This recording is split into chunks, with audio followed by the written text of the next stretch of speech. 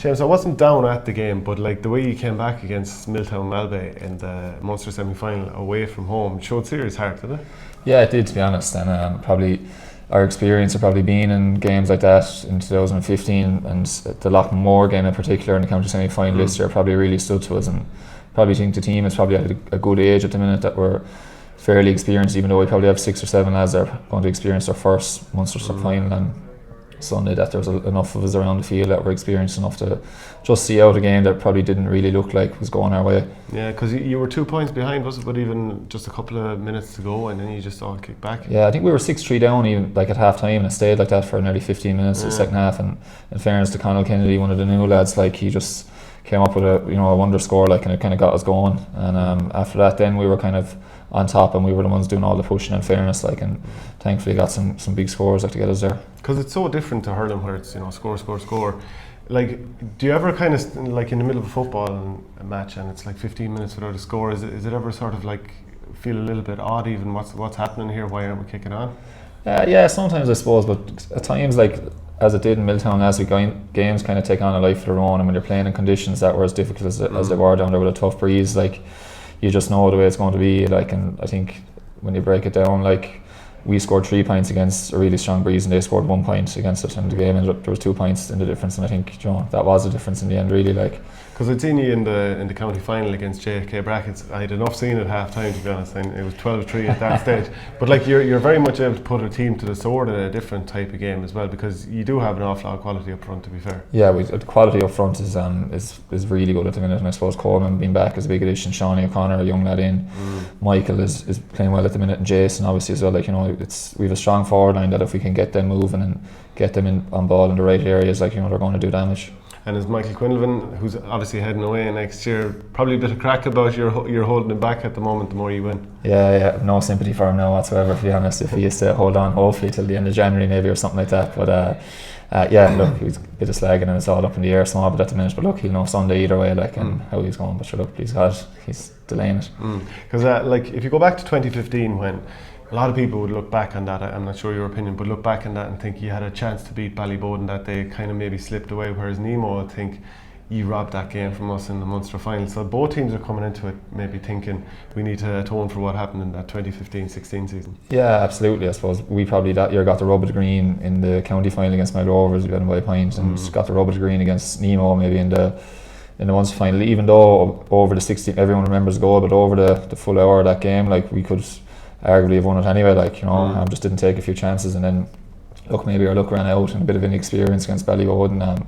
But yeah, I think both teams, ourselves and Nemo, have just plenty of players have kind of moved on and new lads have come in, so it's going to take on a life of its own, I think, really. Yeah. How much are you enjoying going back to playing football after spending most of the year playing hurling? Yeah, I love it, to be honest with you. It's great, and keeps me fresh, kind of physically as well as mentally. Like, you're totally focused totally on something different, and I haven't even had time to think about hurling, since August, really. Well, since we didn't get too far with Mary's, unfortunately, like, didn't have a great run up, but it's been all football since then, and it's been great, it's fresh, and yourself, you've seen it with Paris lately, the buzz around the place, like, and how much it means to people around your local area is unbelievable. So yeah, really enjoying it.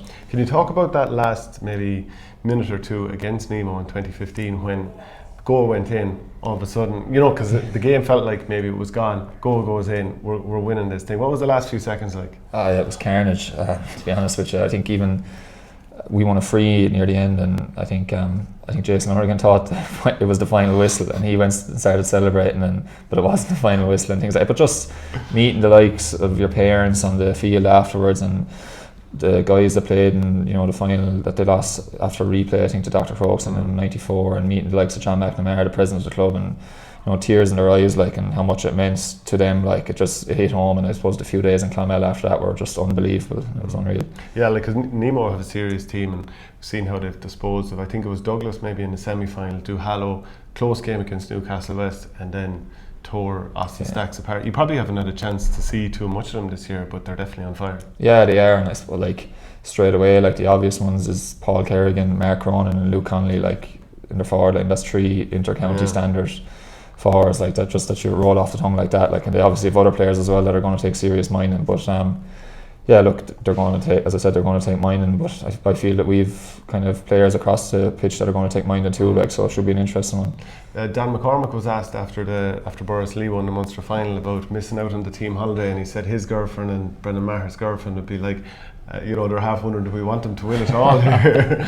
Are you a bit worried about missing that team holiday? I'm not. Well, look, please God, I have to miss it, to be honest, which girlfriend might be too happy either, but you might get a travel voucher. Yeah, I might get a travel voucher, although look, at the end of the day I think they understand and what the crack is, but no, absolutely, Cancun will always be there. I'll happily take another Munster Club medal. It's a good little spot, I was there once. So when you, like, it's a few months out now, but how do you reflect on that year with Tipperary? Because I mean, it was a great view, got your place back and had some great performances. Yeah, look, it finished brilliantly, and really, really enjoyed it. I think the Wexford game, just kind of the team and the performance in the second half was probably the making of us. Really helped us kick on in the final. To be honest with you, I haven't really had much time to think about it. We played Footballer Commercials the following Sunday, and it's just been rolling since, really. And look, I haven't had time to think about it. Really, really enjoying the run with the club at the minute. So we'll see. We'll think about it at some stage anyway. Yeah, you'll have to get back to it and get going again with Tip eventually.